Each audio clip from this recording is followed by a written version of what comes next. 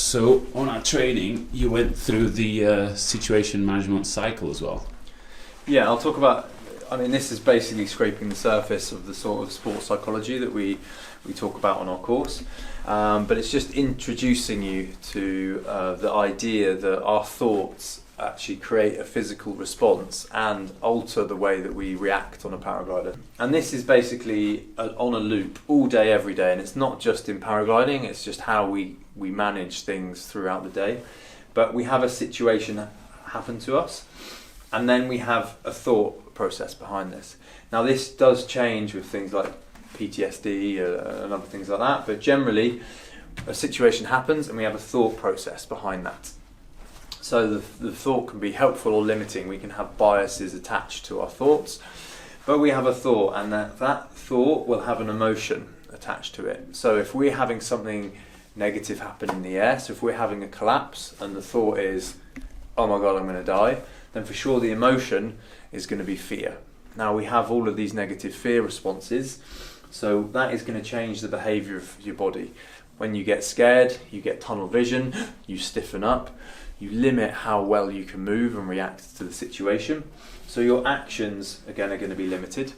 You're going to have a lot of cortisol pumped into your body, and that inhibits learning and decreases your memory. So afterwards, this is why the kind of person's account of what happened can be wildly different from what actually did.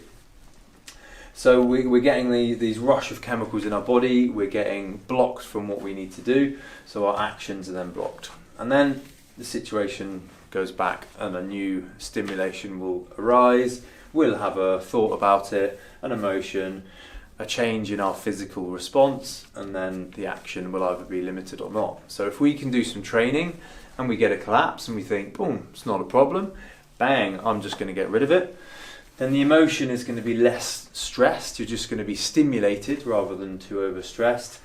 Then the behaviour of your body is going to be more relaxed, you're going to have more fluid action, so then your action is going to be better and you'll deal with the situation more. So this can only improve with the more training that we do, because the less fear we have blocking the behaviour of the body. So it's almost like it's a loop. So you can either make it a positive feedback loop or a negative feedback loop, and they run away. So the positive you get better and better and better, and the negative you get worse and worse and more afraid. Exactly. And with the fear response anyway, I can't remember off the top of my head what it's called about reconditioning, but when you have a fear on something, you have this kind of bell curve. Okay, so you're building up your fear, you're driving up the hill, your fear is increasing, you do the manoeuvre, you're at your peak fear, and then it subsides afterwards.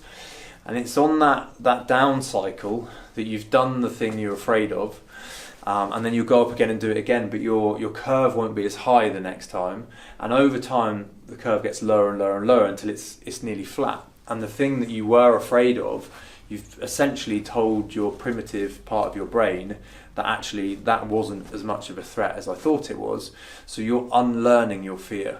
That's why base jumpers and wingsuit pilots can end up getting themselves into trouble, because something that was a massive fear curve and a stimulation just gets lesser and lesser until it becomes boring, because we've actually learned to be unafraid of it, because we've seen that when you take something, like if you have an episode happen to you before SIV and you come with the fear, and then through the SIV we work on that and we undo that fear, and you realise that actually, yeah, I didn't know what I was doing, so it could have harmed me, but now I know what I'm doing and I know that is no longer a threat, then you've taught yourself not to be afraid of it. And that is a constant loop. Super interesting. Cheers.